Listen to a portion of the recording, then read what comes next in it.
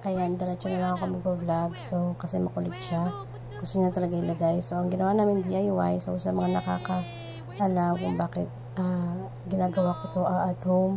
Kasi yung anak ko is 2 years old and 8 months. So, hindi pa siya nagsasalita. Though, yung mga lalaki talaga, late talaga sila magsalita or matagal. Tsaka iba-iba kasi yung development ng bata.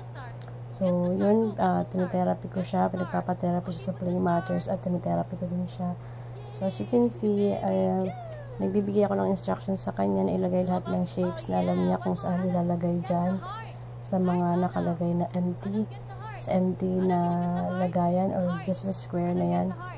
So sa tingin ko naman, nilalagay naman niya lahat ng shapes. So, sinasabi ko sa kanya kung ano yung shape na kukunin niya, and that's good about him kasi kinukuha naman niya. Like, sinabi ko sa kanya na kunin niya yung circle, kinuha naman niya, pero may times na sinasabay niya, and that's okay kasi syempre, matalino nga siya. Oo nga naman, para mas mabilis, kukunin niya yung dalawa para mabilis siya matapos. So, yan.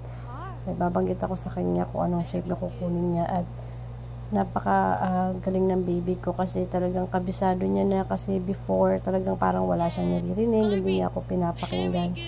So, yan, kung gumawa ako ng isang box, so, more on DIY lang siya kaysa sa order ako ng order sa Shopee, tapos hindi naman niya ganun ginagamit. So, mas more on kami sa DIY. So, yan, nakikita nyo. Meron akong mga, like, mahaba ng konti dyan.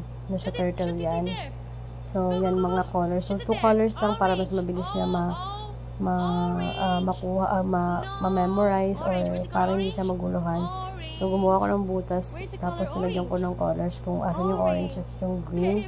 So, nilalagay naman niya. So, first, ang ginagawa ko, kailangan i-demonstrate ko muna sa kanya kung ano yung, paano gagawin.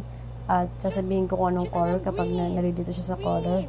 Pero habang tumatagal naman, alam niya naman kung paano ilalagay na yung colors. Kasi, alam naman niya talaga kung ano yung tawag dyan at kung anong color yung hawak niya.